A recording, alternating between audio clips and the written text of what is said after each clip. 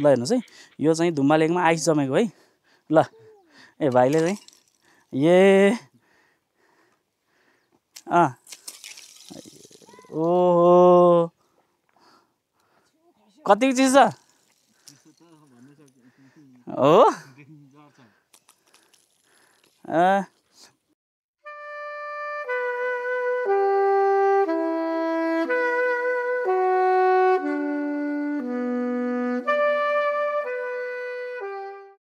Travel with जितुमा जोडिनुभएका सबै साथीहरूलाई नमस्कार। अहिले यति बेला म हिमालबारीको जिल्ला मुस्ताङमा आइपुगेको छु। झोमसम बजारमा छु अनि तपाईँले मसँग मेरो एकदम प्रिय भाइ रामु भाइलाई देख्नुभएको छ। उहाँ चाहिँ पहिला पोखरामै कार्यरत हुनुहुन्थ्यो, पोखरामै यात्रुहरूलाई घुमाउनुहुन्थ्यो। पछि चाहिँ यो ठाउँमा आएर झोमसम मुस्ताङमा आएर यात्रुलाई सेवा दिइराख्नु भएको छ। अनि भाइले आज मलाई कहाँ लानुहुन्छ मलाई थाहा छैन। अब पोखराबाट यहाँको बेलामा दाइसँग एकछिन त ट्राभल गर्ने भन्नुभयो अनि आइहाल्यो। अनि भाइ के छ खबर? एकदम ठिक छ हेर्दै। आज हामी कहाँ जान्छौँ?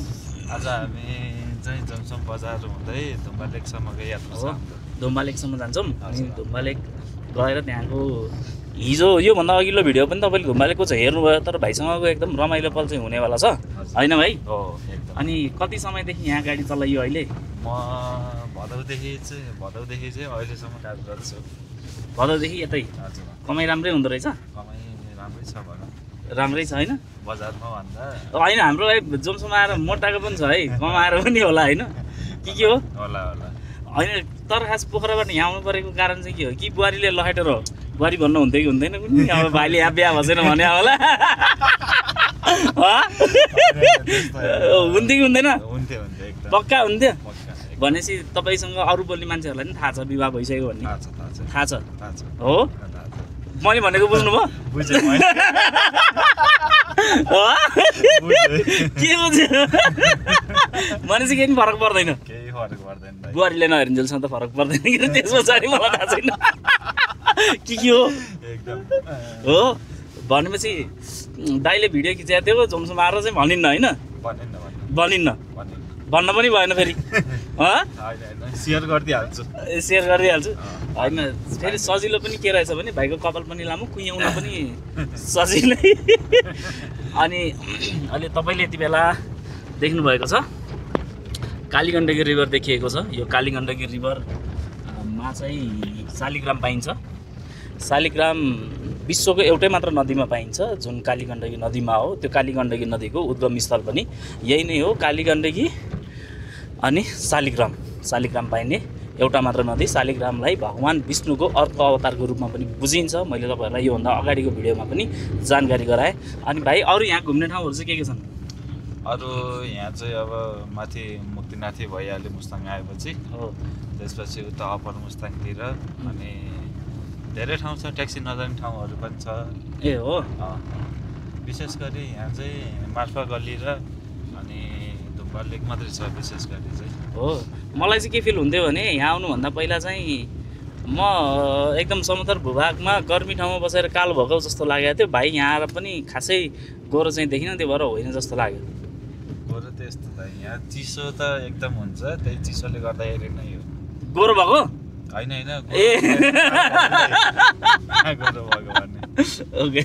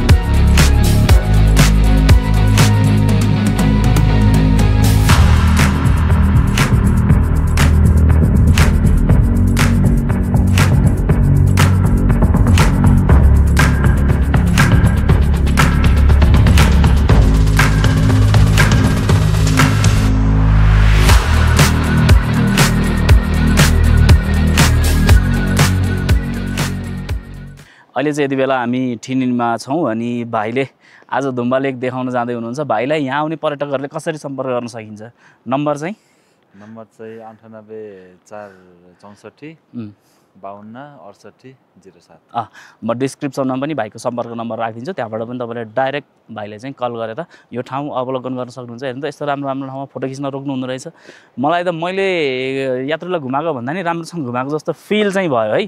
हो एकदम ल ठिक छ भाइले आफै म चाहिँ भनिहाल्नु हो, तर पनि ठिक छ। पछाडि पनि त्यस्तो राम्रो हिमाल देखिएको छ। म 360 पनि रोटेट गराएँ। ओ माई गड बवाल देखिएछ।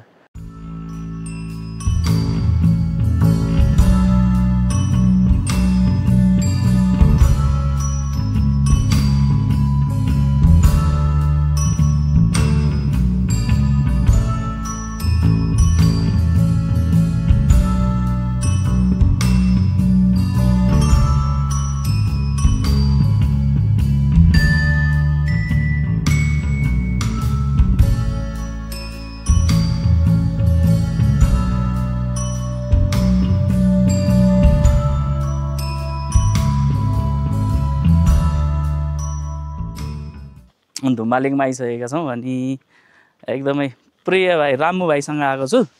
पोखराबाट ट्याक्सी चलाउन यहाँ आउनुभएको छ। भाइको नम्बर पनि मैले दिएँ तपाईँहरूलाई। अनि जोमसम्म आउनुभयो भने चाहिँ भाइलाई भेट्नु होला, एकदम राम्रोसँग घुमाउनुहुन्छ।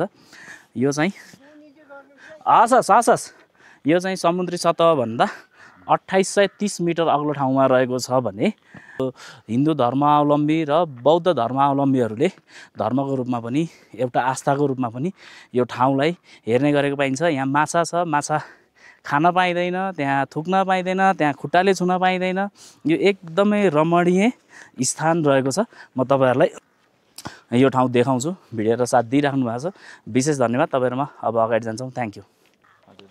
के छ अनि अरू मानिसहरूसँग आउनु र मसँग आउनु केही फरक पाइयो कि पाइएन? जमिन आसमानको दाइ जस्तै हसायो भाइ, ल हसायो। अनि यो लेकको बारेमा अरू केही मैले थाहा नपाएको कुराहरू भन्नुहुन्छ भने भनिदिनुहोस्। खासै म पनि नयाँ नै हुँदै खासै त्यस्तो लेकको बारेमा त्यति साह्रो जानकारी त छैन। म चाहिँ आजसम्म 2 चोटि आजसम्म 2 चोटि, हिजो एकचोटि आज एकचोटि। ओके। अनि यो चाहिँ नागको थान भनेर विश्वास गरिन्छ। यहाँ थुक्न छुन पानीमा जान मनाइ छ। अनि यो ड्रोनबाट हेर्दाखेरि चाहिँ यो ताललाई मुटुको जस्तो हार्टको जस्तो हामीले सिम्बल बनाउँछौँ त्यस्तो देखिन्छ अरे है। मैले ड्रोन सट भिडियो हेरेको छैन, त्यस्तो देखिन्छ अरे। अनि यहाँ पनि जानकारी गराइएको छ 2830 9285 फिट अग्लो भनेर।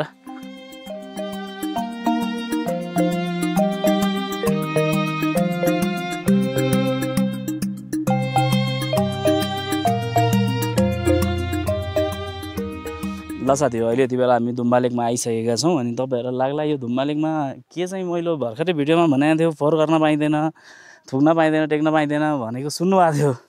तर यहाँ फेरि मैलो रहेछ भन्नु होला है। त्यसरी चाहिँ नसोच्नु, यो मैलो होइन, यहाँ आइस जमेको छ। यो आइस जमेको छ। म तपाईँलाई कस्तो रहेछ भनेर देखाउँछु भने है। ल हेर्नु, हामीले हिमाल देख्न सक्छौँ, यता पनि हिमाल देखिन्छ। कस्तो मजाले जमेको। ल हेर्नुहोस्, पानीहरू धेरै जमेको छ। ओहो, मलाई चाहिँ के लागेको थियो नि, के जमेको रहेछ भनेर। यो त मजाले आइस बनाएको रहेछ। ल ओ ल ए भाइले चाहिँ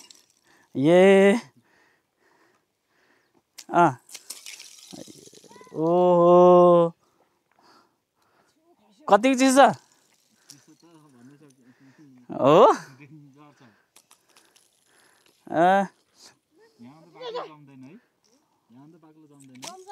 जम्छ है दिदी यहाँ भन्दा नि? ए सही हो। अब हामी तपाईँहरूलाई यो धुम्बा लेक एक राउन्ड परिक्रमा गरेर देखाउँछौँ। ल बडो रमाइलो छ। जाम भाइ जाम। यहाँ चाहिँ दिउँसो एकदमै ठुलो हावा लाग्छ। हिजोको भिडियोमा तपाईँले देख्नुभयो।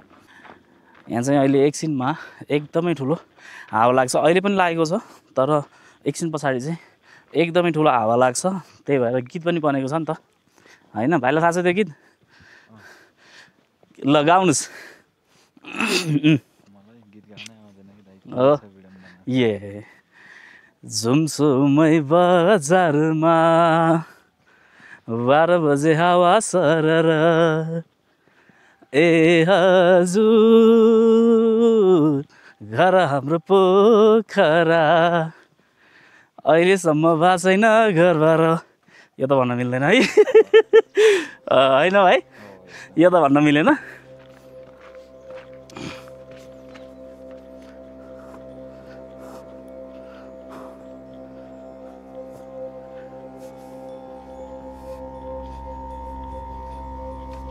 देखिन पनि कस्तो खतरा देखेको कि है लेक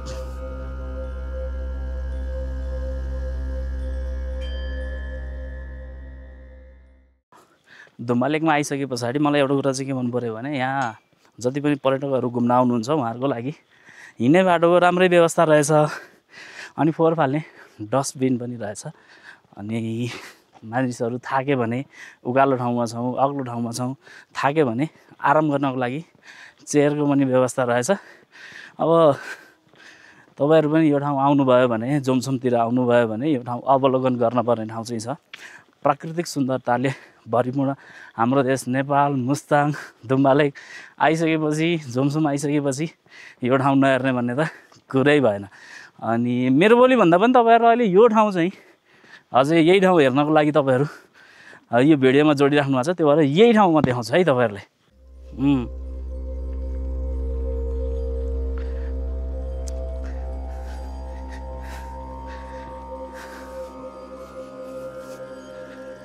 कस्तो खतरा देखेको है तर यही टाइममा आउनुपर्ने रहेछ नि त यहाँ त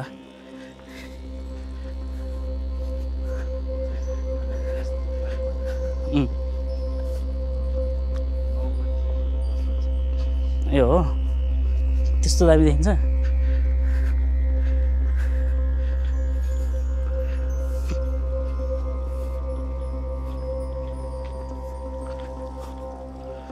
ओह माय गॉड हिमाल म फेरि प्राकृतिक प्रेमी हिमाल देखेर कति पनि यो ठाउँहरू देखेर म चाहिँ अगाउँदिनँ क्या एकदमै मनपर्छ